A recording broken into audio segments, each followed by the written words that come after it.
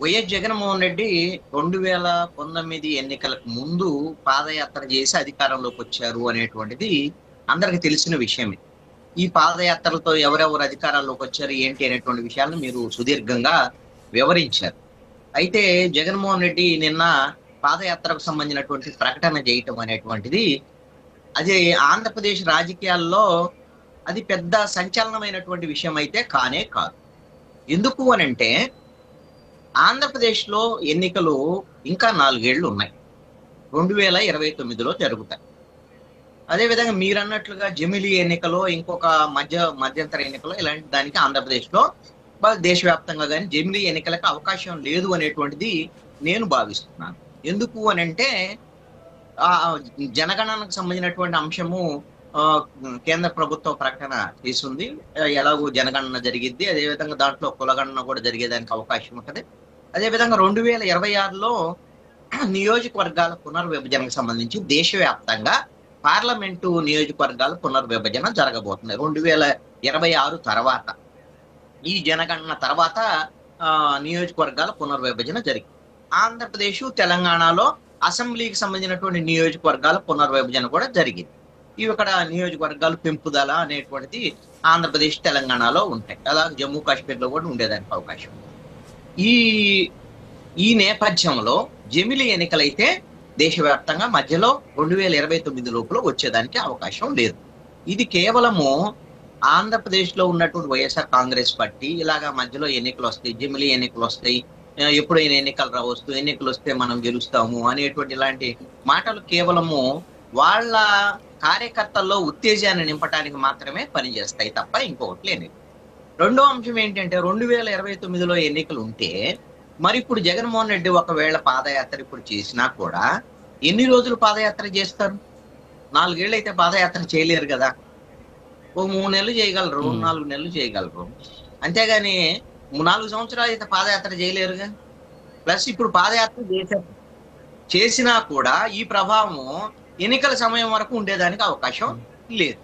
కాబట్టి ఈ పాదయాత్ర ప్రకటన అనేటువంటిది వాళ్ళ కార్యకర్తల్లో ఉత్తేజాన్ని నింపడానికి ఆయన చేసినటువంటి ఒక ప్రకటనగా భావించాల్సి ఉంటది.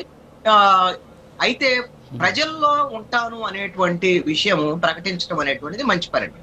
ఎందుకంటే జగన్మోహన్ రెడ్డి బలమే ప్రజల్లో ఉండటం అనేటువంటిది జగన్మోహన్ రెడ్డికి ఉన్నటువంటి బలం. 2019 ఎన్నికలకు ముందు ఆయన నిరంతరం ప్రజల్లో ఉన్నారు. మరి 2019లో అధికారంలోకి వచ్చిన తర్వాత ఆయన 151 నుంచి 175కి వెళ్ళాలనుకొని 11కి ఎందుకు పడిపోయారు? కారణం ఏంటి అని అంటే ప్రజలకు దూరం కావటమే. ప్రజలకు దూరం అయ్యారు, వాళ్ళ నాయకులకు దూరం అయ్యారు, వాళ్ళ కార్యకర్తలకు దూరం అయ్యారు, అందరికి దూరం అయ్యారు జగన్మోహన్ రెడ్డి. ఆయన ఒక కోటరీని ఏర్పాటు చేసుకుని ఆ కోటరీ తోనే ఆయన ఉన్నారు తప్ప ప్రజలతో ఆయన ఎప్పుడు కూడా మమేకం కాలేదు. అలాంటి ప్రయత్నం కూడా ఆయన చేసి ఉండలేదు. వాళ్ళ నాయకులు కూడా దూరం అయ్యారు. ఒక కొత్త విధానానికి ఆయన శ్రీకారం చుట్టారు.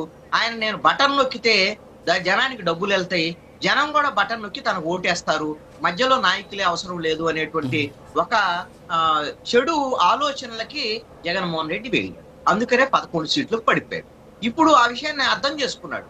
అర్థం చేసుకొని ఓడిపోయిన తర్వాత అదేమి బహిరంగ ప్రకటన చేయటం, ఆయన నేను ఎందుకు ఓడిపోయాను, ఇలా సమీక్ష చేసుకున్నాను, ఇలా తప్పులు చేశాను అని చెప్పడం, అది ఆయన చేతల ద్వారాగానే ఆల్రెడీ ప్రకటించేసాడు. ఎందుకంటే ఓడిపోయిన మరుసటి రోజు నుంచి ఆయన బయటికి రావటము, ఏదో ఒక యాత్రలు చేస్తున్నాడు. జైలు యాత్రలో, ఓదార్పు యాత్రలో ఏదో ఒక యాత్రలు చేస్తున్నాడు.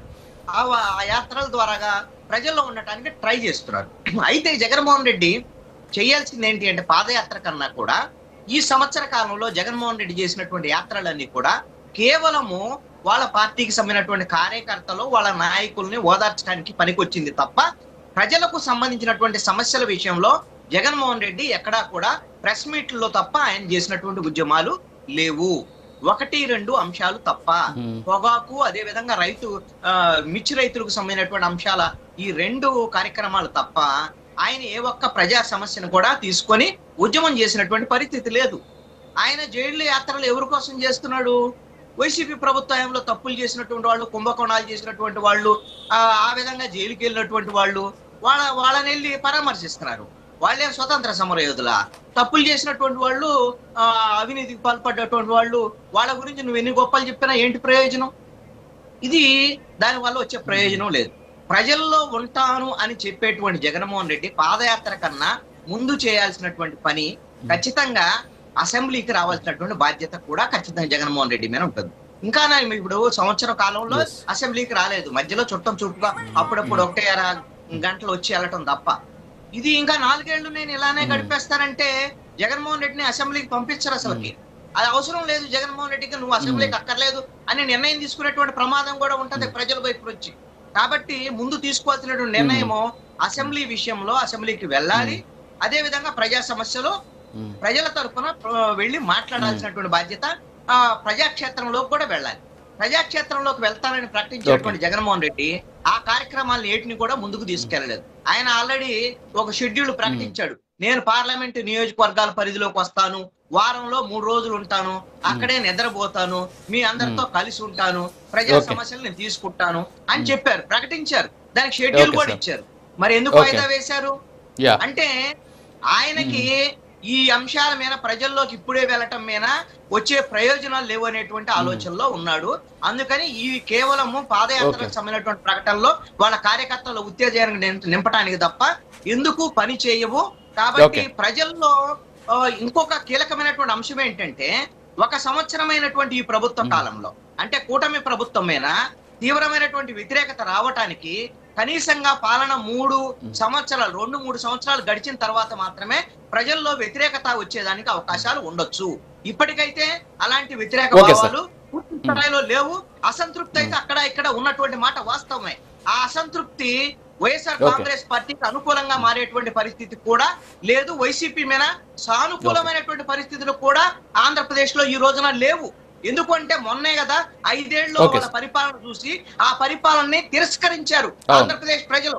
మరి ఇప్పుడు ఎందుకు మళ్ళీ వైసీపీ వైపు ప్రజలు మొగ్గు చూపుతారు అంటే మొగ్గు చూపడానికి అవకాశం లేనే లేదు అనేటువంటిది వైసీపీ గమనించాల్సినటువంటి అంశం. ఓకే, మెరుపుల మహేష్ గారు గుడ్ మార్నింగ్. సో ఓవరాల్ గా జగన్మోహన్ రెడ్డి గారు పాదయాత్ర